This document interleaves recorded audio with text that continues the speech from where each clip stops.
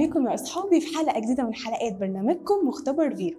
وقبل ما نبدأ حلقتنا النهاردة حابة أرحب بصاحبتي المخترعة والمكتشفة شيري. ازيك يا شيري، عاملة إيه؟ الحمد لله يا رامي، عاملة ايه؟ الحمد لله كويسة، متحمسة جدا أسمع سؤالك النهاردة.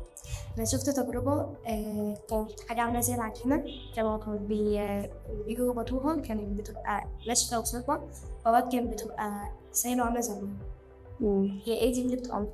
سؤالك حلو قوي يا شيري. طب إيه رأيك وإيه رأيكم يا أصحابي لو نجرب ده بشكل عملي ونشوف هو ده بيحصل فعلا ولا لأ؟ تجربتي النهاردة يا أصحابي تجربة سهلة جدا، بتتكون من مكونين اتنين بس، وهي مية ونشا.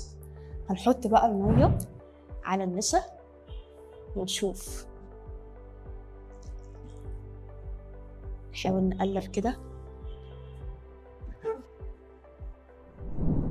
بعد ما قلبنا يا أصحابي هنجرب بقى نحط إيدينا ونشوف هل هي فعلا تتغير من سائلة لصلبة. هنجرب نحط إيدينا بالراحة. إيه ده؟ زي المية بالظبط. جربي كده يا شيري تحطي إيديكي. كده دي فعلا مية عايزة. طيب نجرب كده نضربها بقوة. إيه ده؟ دي ناشفة قوي. جربي كده.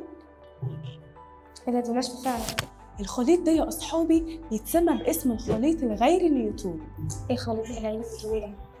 بيتسمى بالاسم ده نسبة للعالم إسحاق نيوتن اللي اكتشف الجاذبية. اكتشف كمان حاجة اسمها اللزوجة. فبقت يا أصحابي السوائل بتنقسم لحاجتين، سوائل نيوتونية وسوائل غير نيوتونية. علشان كده الخليط بتاعنا اتسمى باسم السائل الغير نيوتوني. هو احنا ليه مرة لما حطينا ايدينا فيها كانت صلبة ومرة كانت سائلة؟ علشان يا شيري احنا قلنا ان الخليط ده بيتسمى باسم الخليط الغير نيوتوني. لما يصحبه بنعرضه لقوة بسيطة بتلحق حبيبات النشا تتحرك بين جزيئات المية فتبقى طبيعتها سائلة زي المية بالظبط. لكن لما بنعرضها لقوة كبيرة ما بتلحقش يا أصحابي حبيبات النشا تتحرك بين جزيئات المية، وبتتجمع حبيبات النشا مع بعض في كتلة واحدة. علشان كده لما جينا نضربها لقيناها صلبة جدا وناشفة. فهمتي يا شيري ايه السر في الخليط ده؟ فهمت. وبكده يا أصحابي نكون وصلنا لنهاية حلقتنا. هنستناكم في حلقة جديدة علشان ندخل مع بعض في مغامرة جديدة من مغامرات مختبر فيرو. باي.